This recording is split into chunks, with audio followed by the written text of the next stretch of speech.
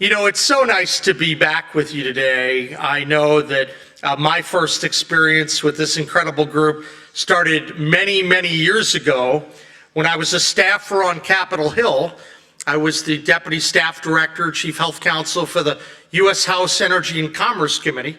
And I remember always enjoying my meetings with Heartland, and because you would get the most fascinating, interesting, and correct interpretations of issues. So my excitement for what you do goes back many, many years. And I will tell you, when I listen to the introduction, I can't help but think that West Virginia's now going to be leading the way for America's energy comeback in a way you haven't seen before. And you know, it's interesting because I'm not going to go into the kind of scientific detail that you all are grappling with the endangerment finding and many issues. I care deeply about those issues, but for 12 years before I served as the governor, I took office about 15 months ago, I was the state attorney general and worked on a wide variety of different issues. I think a number of these are going to be very familiar to you.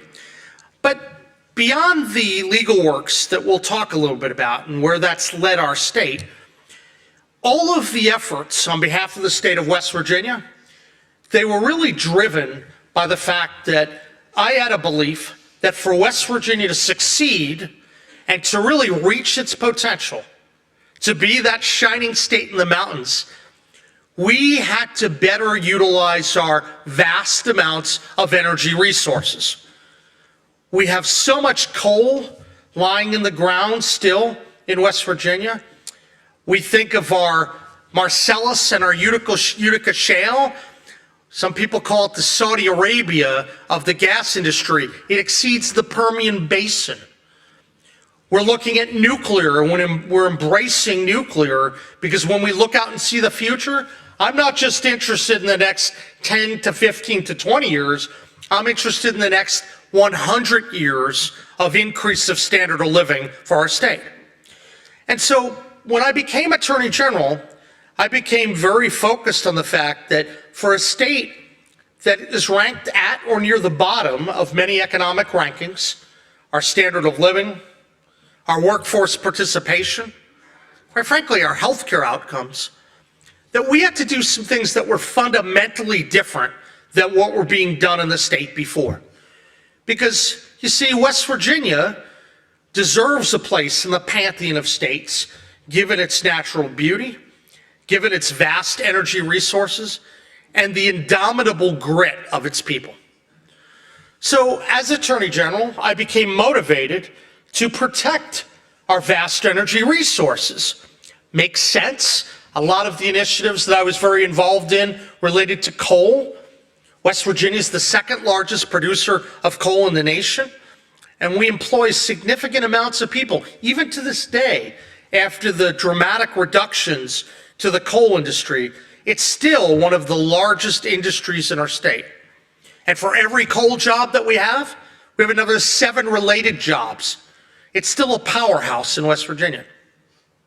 West Virginia also has massive amounts of gas resources, as I've said. And right now we're number 5 in the country in terms of the amount of natural gas production in America. 10% of the gas of America comes out of West Virginia. That's a pretty incredible thing. But as I started to look at those issues, and when I was Attorney General, I thought we were underperforming. To be truthful, I want to grow our energy resources even more. Because in order to lift West Virginia's standard of living up, we need to better think about ways to monetize our energy resources and create more value for the citizens of our state. Because for the longest time, we'd mine the coal that makes the steel that powered America during World War I and World War II. We were the folks that fueled the Industrial Revolution, but frequently that coal would be used or the gas would be used and it might have a short shelf life in West Virginia and then get shipped out of state. both as Attorney General and now as Governor, we're trying to transform that and monetize the value of our energy industry so there's a lot more financial benefit right in the Mountain State. That's been the goal. But I will tell you, it's not been easy. I picked a couple tough topics to take on when I became Attorney General in 2013, because at that time there was an administration in place that was seemingly hell-bent of closing down every coal-fired power plant in America and ultimately eliminating all fossil fuels. So what did the little state of West Virginia do? Well, I was an old regulatory lawyer. I was fortunate enough to work on many, many regulatory issues in my life, but I wasn't a constitutional litigator. I never claimed to be. But I thought it would be pretty neat for this old regulatory lawyer who knew how things worked and how to get things done to partner up with a wonderful team of Supreme Court litigators who knew their way around the Supreme Court and the Court of Appeals. And when you married up the knowledge of that old regulatory lawyer with the incredibly gifted Supreme Court appellate litigators we brought in, West Virginia became a powerhouse in the fight to defend America's energy independence. And what you saw beginning in 2013 through the end of my tenure in 2024 is that West Virginia led the way on most of the major environmental questions that occurred during that time. And these weren't just light little cases. These are big, impactful matters that impact tens upon tens upon tens of millions of people. And I'm not afraid to tell you at the beginning, boy, they went after me like you wouldn't believe. I was the first Republican elected in West Virginia as Attorney General in 80 years. So when I first came in, they all said, there's an error here. This is a mistake. We don't want to see you replicated in other offices. And so they came at me, and they came at me, and they came at me. And we said no. But I will tell you, at the beginning, when we started to handle these cases, we suffered a few losses in the courts. I'll probably be one of the only speakers that you'll ever hear from that is really proud of a 2-5 record. And let me tell you what that means. When you look at the history of West Virginia v. EPA, the case that a lot of you know about, we lost our first 3 cases in the Court of Appeals. Now, we happen to know something that a lot of other people didn't. Well, 1, we were right on the law, and we're going to talk a little bit about that in a minute. But 2, our goal was always to get up to the U.S. Supreme Court, because we thought the D.C. Circuit, quite frankly, was a little stacked against us. So we were persistent. But there were a lot of people when they saw us go 0-1, 0-2, 0-3, they were all wanting to drum me out of office. And they came at me very, very hard. Fortunately, we stuck to our guns and we kept going. And obviously the proof is in the success that we've had over the years. When I look at West Virginia and I think of the incredible energy resources we have in the ground, it's truly amazing. And then fast forward to where we are today, where America is facing a fight for data supremacy with China that West Virginia must not only be part of, that West Virginia must help lead, just like it did during the Industrial Revolution, just like it did during World War II. When America ultimately competes and defeats China for technological data supremacy, it's going to be West Virginia power that leads the way.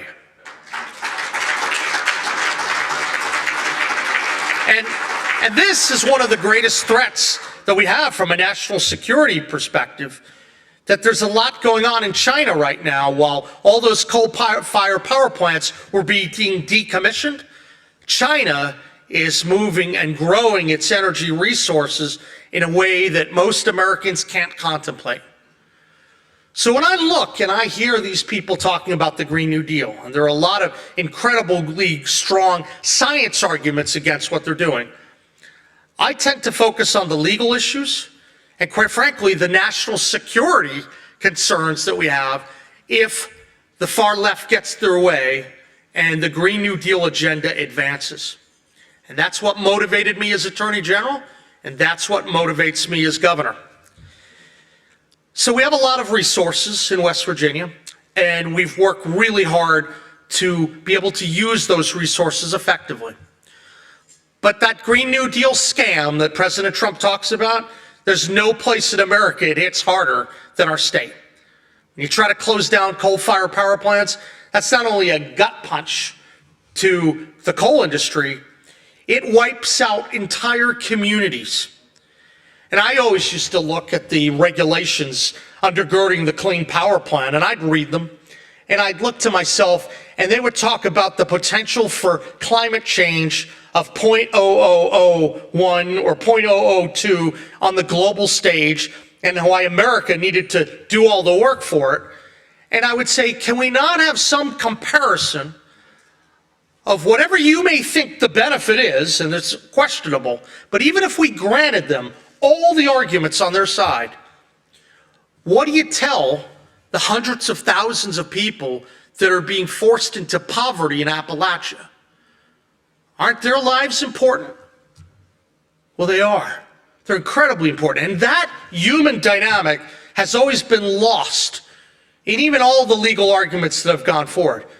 But it shouldn't be lost, because there was such an affront to basic moral decency when these guys try to shut down coal and eliminate the use of gas. I get offended by that. But that motivates me to work harder and harder and harder to protect our citizens. The good news is the other side has overreached at historic levels. So when I say that we were 2-5, and I'm proud of it, we didn't prevail in the DC Circuit, but we did go 2-0 at the US Supreme Court, winning, thank you, winning the historic stay of the Obama Clean Power Plan back in 2016. Interestingly, after that decision, it was Justice Scalia's last decision before he passed away. So I believe 4 days later, Justice Scalia passes away. Timing is everything in life, huh? So we prevail then. We work with President Trump when he's in office, and then obviously we got the terrible Biden administration, which was even worse, I think, than the Obama administration with respect to climate. But beyond West Virginia v. EPA, and I'm going to talk about that a little bit more, we took on the leadership mantle to go after the growing abuse of the administrative state. You see, I look at a bunch of friendly people out here. How many people, show of hands, have watched as Congress has allowed the executive branch to grow by leaps and bounds by funding them and by allowing them to seemingly regulate everything that moves in our country? Right? Here's the good news. All of us can stop that. And I would argue, through the cases that we've shepherded through over the years, we've made a major dent in the ability to rein back in the administrative state. Just look at what's happened with West Virginia v. EPA. It was hailed as one of the biggest cases out there, but it stood for a very simple prospect, and quite frankly, a prospect that should work for both the right and the left. Straightforward. If you have a question that has a vast economic or political significance on our country, the court simply said, that's a question for Congress to decide, right? If something is so big, you don't want these unelected bureaucrats to rein in. Otherwise, the voters of West Virginia, of California, of Texas, of all of our great states, they lose the ability to use their constitutional tools to be relevant. Last time I checked, we didn't elect all the bureaucrats that exist within those agencies. And so we approached that from that basic theory. And so we, during the West Virginia v. EPA case, looked at this as a tool to dramatically rein in the excesses of the administrative state. And that major questions doctrine, most assuredly it applied to stationary power plants, right? But it went well beyond that. If you have questions involving FDA, if you have questions involving the Federal Communications Commission, if you have questions affecting healthcare, you always have to look at whether Congress clearly delineated power for those agencies. Did it speak clearly to provide power to those agencies? And if it's a question as large as the Clean Power Plan or the endangerment finding, then you do not pass go. You do not collect $200. You go back to Congress, you seek authority, you comply with the Constitution, and respect the separation of powers that our founders envisioned.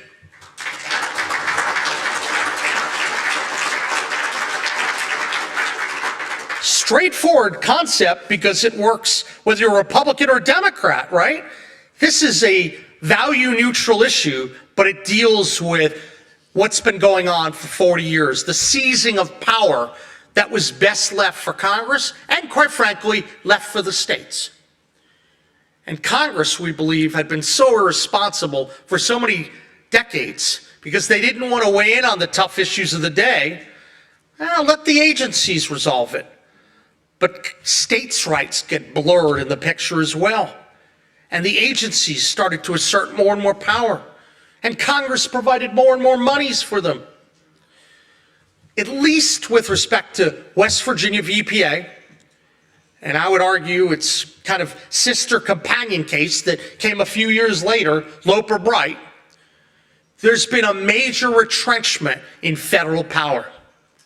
You see, West Virginia also played a major role in the Loper-Bright case. Why? Well, this regulatory lawyer who was in West Virginia at the time as the Attorney General, we filed over 10 amicus briefs, led the states to get rid of Chevron deference. And I'm happy to report that just a couple years ago, we were able to do just that. Pretty cool, right? Great case. We were so excited when Loper-Bright was going through. We were a little bit bummed that we weren't the party in the case because we like to be in the middle, but we played a major role as the lead state amicus to get rid of Chevron deference, and we're excited. I thought Paul Clement did a great job in the argument, and that is another fundamental win of the day. Now, we take these tools and we go to battle again. And there are just almost unlimited number of examples of the Obama and the Biden administration trying to stop the use of fossil fuels and limit our citizens' ability to lift up their states, to lift up their standard of living. I could talk to you about the Waters United States rule. West Virginia out in front, once again, leading the state's effort to stop the waters of the United States rule. This group knows about that, right?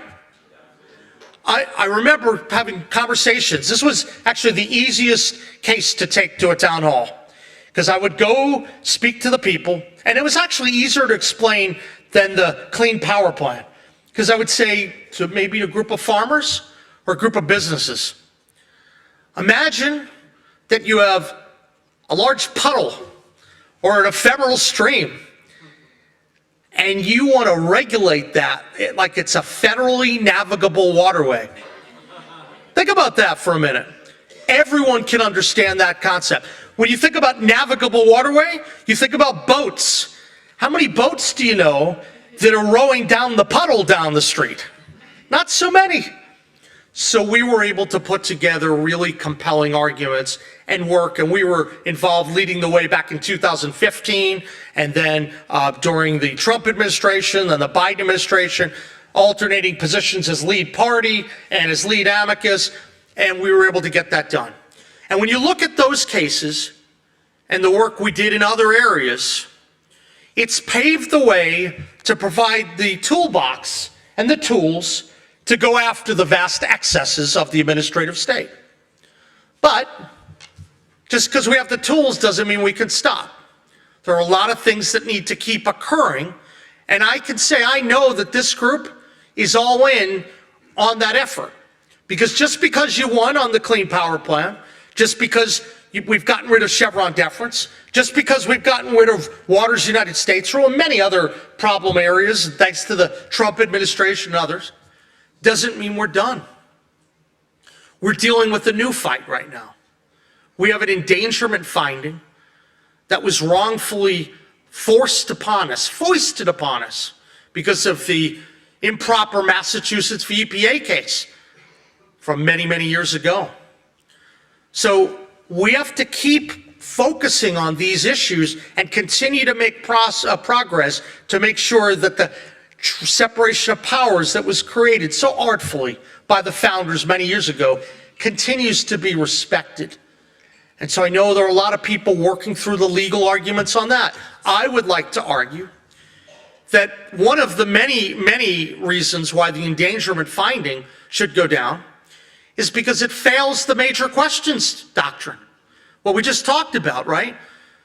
Can you think of a bigger, a more vast matter of economic and political significance than regulation of carbon dioxide?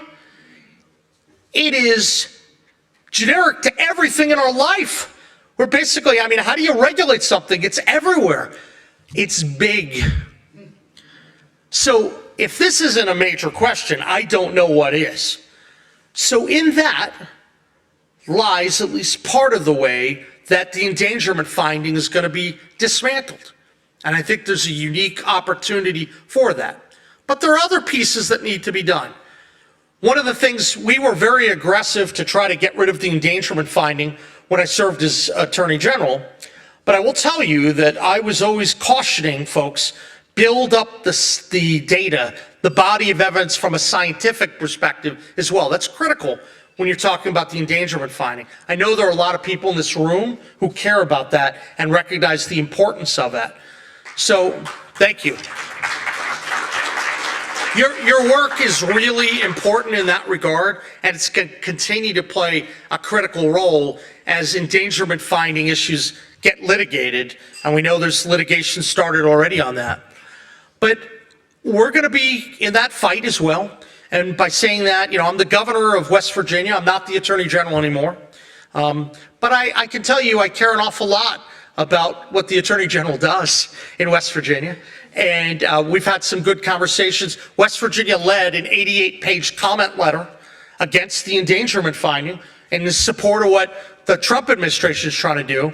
And we're looking for different ways to partner with them and help them to make sure that we could prevail in that fight. But a lot of this wouldn't happen but for a lot of your work, because you get before public officials, you talk about these issues on a pretty regular basis, you educate attorneys general and governors and other people who matter. West Virginia plays a disproportionate role on regulatory matters, I'm proud to say. We're the little state that roars. But we're going to roar a little more. And while I come here today to give you a little bit of the background of some of the legal issues of the day, I do want to take a few minutes to talk about the future of West Virginia and why I do all of these things. You see, when I go down to McDowell County, one of the poorest counties in America, or I travel across West Virginia, I see a level of poverty that's disconcerting. We're a really poor state. We have pretty rough healthcare outcomes, whether it's diabetes or COPD or obesity, many, many things. We have to reverse that. One of the ways to reverse that is to much better leverage our energy resources. So looking at those issues, now coming in to be the governor 15 months ago, I tried to put in place a series of transformational initiatives designed to lift West Virginia up. And I'm going to walk you through what those are. First, we should embrace the fact that West Virginia is America's energy state. That's an applause line, by the way.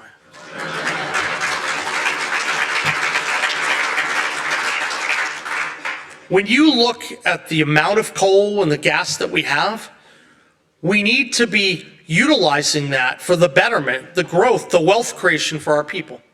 But one big difference of what we've done in the last 15 months than what had been done forevermore is that you have to be cognizant when you have energy, you need partners.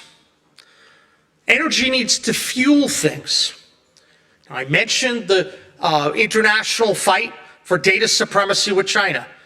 America needs to fuel that fight. West Virginia has resources that could be pivotal in helping us win that fight. West Virginia also has new opportunities. When you start to monetize the intersection between energy and technology and data, or energy and aeronautics, and energy and healthcare manufacturing, you start to see the opportunity to create whole new sectors of wealth in West Virginia. And that's what we're doing. About a year ago, we passed a series of new laws in West Virginia that's already leading to tens of billions of dollars of capital investment in our state. It's incredible. Over the last 6 months, West Virginia, on a very conservative level, has had public announcements of over $12.5 billion of capital investment and projected 11,000 jobs within 6 months. That's more than any full year on the books in West Virginia's history. And as we begin to line up more manufacturing and some of these data centers coming in, we have an opportunity to double and triple that. Not being satisfied with $12.5 billion of investment, but moving to 20, to 30, to 40, to 50. What that does is that draws a lot of resources into our state. That helps our state, that helps our counties. And then we created a wonderful dynamic, a great incentive for the people of our state. You see, every time a new data center comes in, there's a portion of that money, 50% of the original dedicated property tax dollars, go into a fund designed to eliminate the state income tax. Now think about what, I heard someone clap, that's good. I hope the percentage of support for eliminating the income tax is higher than that, right? But think about that for a minute. A state that's been struggling to get cap investment in tries to bring the resources in so that when the benefits come through this intersection of energy and industry that I talked about, the value of that flows right back to the people of the state. 50% of every dollar goes back into the fund to eliminate the income tax. 40% goes back to the counties. 10% shared with all the counties. 30% to the originating county, which makes sense to share a little bit more resources with the county that's doing a lot of this. What does that do? Well, it means there are going to be huge amounts of resources for roads, for infrastructure, and to handle things the right way. So West Virginia, since this law was passed, is getting incredible amounts of interest. And it's leveraging our energy resources. And we're not doing it the way a lot of states do it, right? During COVID, a lot of these states went on a spending spree where they said, oh, we've got billions of dollars, let's buy a company. And you might overpay 40%, or you might buy a company and 25% of them may go out of business. Look, I'm a believer in incentives. West Virginia has really good incentives. But I would invest in the fundamentals. And if you build the right environment, where you have shovel-ready property, you have good water and sewer, you have good infrastructure, the right power purchase agreements, people will come. You know that Field of Dreams movie? People will come, and they're coming to West Virginia. Not because we're putting all the dollars in to company A, B, and C, it's because we're doing the fundamentals right. Capitalism and free markets work. We need more people to rely on them. That is what we're doing in West Virginia, and it's beginning to pay off. Robust focus on energy and leveraging those resources. But then, here's the secret sauce. We know that a lot of states try to throw money around. I looked at this issue when I came in to serve as governor.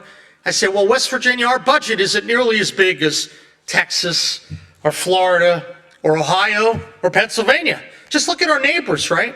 Virginia, Maryland, Pennsylvania, Ohio, Kentucky, all have much larger budgets than West Virginia. I said, so how do we compete? Well, there are a couple ways to do it. Certainly, financial resources matter, and we are investing in our people. But one of the other ways that we thought West Virginia could get out in front of our neighbors and have an economic competition where we win was on the regulatory front. And you know, the person who worked so hard to win WE versus EPA and to really rein in the excesses of the administrative state believes passionately that when you reduce regulatory burdens, you reduce disguised taxes and you give innovators and companies a chance to soar. Because if the cost of doing business in West Virginia is more affordable than the other states, that's a major competitive advantage, right? I think you all agree on that.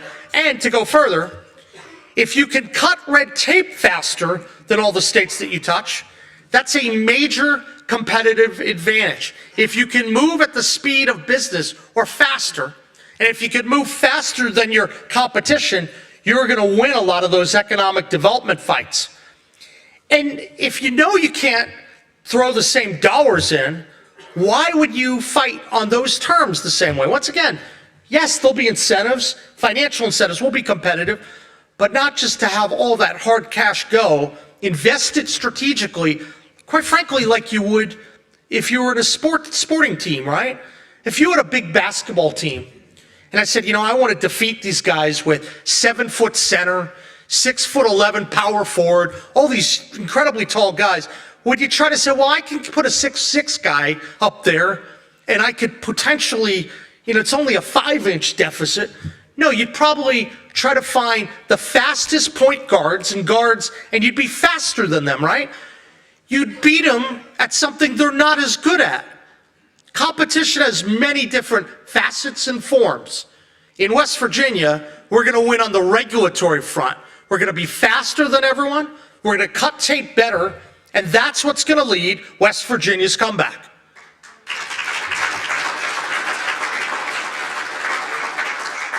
So that's what we're focusing on in West Virginia. And obviously, it's a state that can have an enormous amount of influence on America's energy dominance into the future.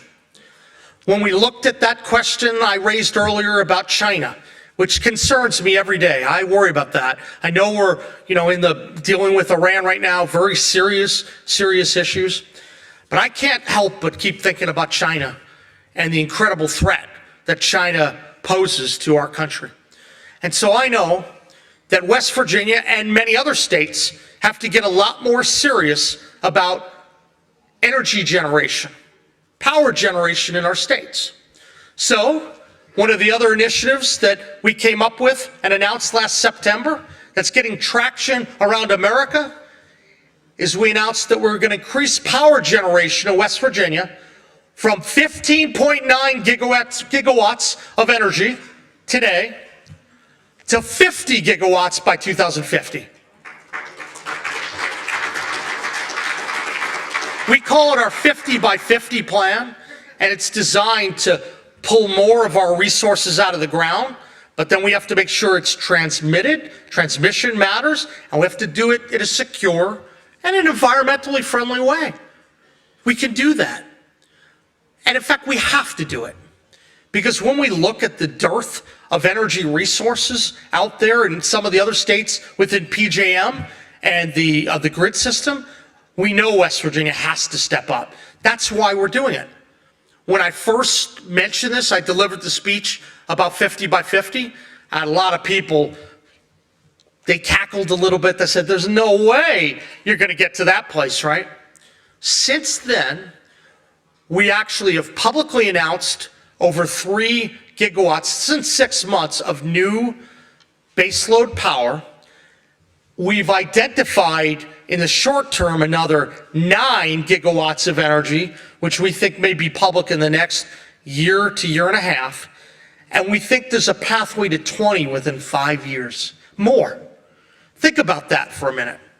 This is because a state decided to develop its own energy policy that was going to position itself to be at the center of the fight against China, be part of the national security solution, to lead to wonderful things for our country. That's what we're doing in West Virginia, and it's working. We get more calls about our 50 by 50 plan and our data center law and our red tape cutting system. You come to West Virginia, you get to go to one person to deal with your permits. One. It's a one-stop shop system. So you move fast. And if you don't meet the timelines in West Virginia, we give you your money back. Right? What kind of government does that? West Virginia is going to do that because we're betting, we're all in on speed to build. That's how we're going to win. And that's how West Virginia is not going to be 48th in the rankings. We're rising, we're fueling our comeback, and it's beginning to work. That's why I wanted to come here today, because there's a great story coming out of West Virginia. And we think that our state has the ability to play a major role on the international stage. But to do that, we got to keep our eye on what's going on in Washington, D.C. Right? We know we have a favorable administration now, and we've been working very closely with them, and we're excited about that partnership. But let's not forget, we had to deal with 2 terms of Barack Obama and a term of Biden. There was a lot of damage that occurred to our state and to the country as a result. To truly advance America's energy dominance, we're going to need predictability and certainty and durability over a period of time, regardless of who's in the White House. I'm very hopeful that we're going to keep the White House for a number of terms. But let's take advantage of where we are now and build these structures and system, keep creating the tools that I've talked about, right? Getting rid of Chevron deference, having the major questions doctrine through West Virginia EPA, getting rid of the endangerment finding. We keep doing that, we limit all the damage when the other side is in office. So I'm very happy to be here today. I've had wonderful memories of this group, going back to when I was a young staffer on Capitol Hill, and now I'm a little bit more grizzled as the governor of West Virginia. But we're doing wonderful things. I want to thank you for all of your support over the years. I see a lot of friends in the audience, and I'll look forward to seeing you again at the next event. Thank you, and God bless.